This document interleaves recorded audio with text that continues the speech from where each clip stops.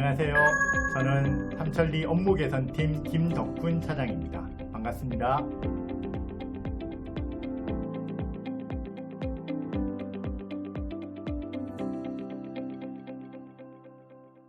지난 여름은 무척 더웠습니다. 지구 온난화의 영향이 본격화되어서 그런 것이 아닌가 싶기도 하는데요. 그런데 만약 태양이 조금씩 식어간다면 어떻게 될까요? 최근에 제가 읽은 SF 소설에는 이런 설정이 등장합니다. 가상의 우주 바이러스로 인해 앞으로 9년 동안 태양의 출력이 무려 1%나 감소한다는 겁니다. 그러면 지구 온난화가 아니라 빙하기가 곧 닥친다는 설정입니다.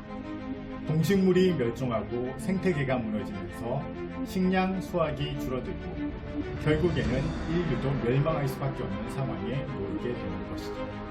하지만 우리 호모 사피엔스가 어떤 종족입니까? 인류는 이 문제를 해결하기 위해 전 지구적인 협력을 통해서 원인을 규명하고 사태를 수습해 나갑니다. 그러다가 우주 관측을 통해서 출력이 줄어들지 않는 항성계 하나를 찾아내게 됩니다. 그리고 12광년 떨어진 그 별을 향해서 우주선을 보냅니다. 어째서 유독 그 별은 감염되지 않았는지를 밝혀서 해답을 지구로 보내라는 임무를 줘서 말이죠. 이 과정에서 우리의 주인공은 외계 생명체를 만나게 되고 그와 함께 이 우주적 문제를 해결해 나가게 됩니다. 이 소설은 영화 마션의 원작자인 앤디 위어가 쓴 우주 3부작 중에서 재미있다고 소문난 소설입니다. 마션이 화성에서 서바이벌하는 내용이라면 이 프로젝트 헤이메리는 우주에서 서바이벌뿐만이 아니라 과학적 지식을 통해서 우주적 문제를 해결해야 되는 훨씬 더 스케일이 크고 재미난 이야기를 담고 있습니다. 이처럼 SF 소설은 현재에는 존재하지 않는 가상의 설정이 종종 등장합니다. 그러니까 만약에 이런 일이 있다고 치자라고 하면서 이야기가 시작되는 거죠. 예를 들면 가까운 미래에 인류가 화성에 정착한다든지 광속에 가까운 속도로 우주를 탐험하거나 아니면 알 수 없는 전염병이 돌아서 인류의 99%가 멸절해 버린다라고 하든지 하는 그런 상상을 해보는 겁니다. 중요한 것은 그러한 설정과 문제 해결 과정이 현재까지 인류가 밝혀낸 과학적 사실에 바탕을 두어야 한다는 점입니다. 즉, 과학에 바탕을 둔 상상력이 SF 소설의 출발입니다. SF 소설을 읽다 보면 중간중간 살짝 깊은 수준의 과학적 설명이 나오는 경우가 있습니다. 이 소설에서도 중력 가속도를 비롯해서 천체 물리학은 기본이고요.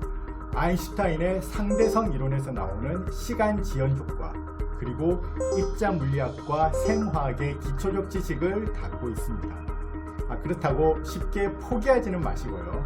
잘 모르는 내용이 나오면 그냥 그러려니 하면서 그냥 넘어가시면 됩니다. 대부분의 SF 소설은 스토리에만 집중해도 충분히 재미나게 읽을 수 있습니다. 저 같은 문과생 중년 아재도 읽는데요. 끝으로 이 소설의 결말이 저는 무척 마음에 들었습니다. 보는 입장에 따라서 해피엔딩이 아니라고 할 수도 있겠으나 저에게는 깊은 여운이 남는 결말이었습니다. 이 소설의 주인공 라일랜드 그레이스는 겁쟁이였고 비겁한 캐릭터였습니다. 그러나 호기심과 친절함을 지녔고 본성적으로는 착한 사람이었죠. 아마도 우리 주변에서 흔히 볼 수 있는 평범한 사람일 것입니다. 그러니까 인류를 구하는 사람은 마블의 어벤져스가 아닐지도 모르겠습니다. 어쩌면 우리 곁에 평범한 이웃들이 지구를 구할 수 있는 것이죠. 쓰레기를 분리수거하고 대중교통을 이용하며 텀블러를 사용하는 바로 그런 일을 통해서 말입니다.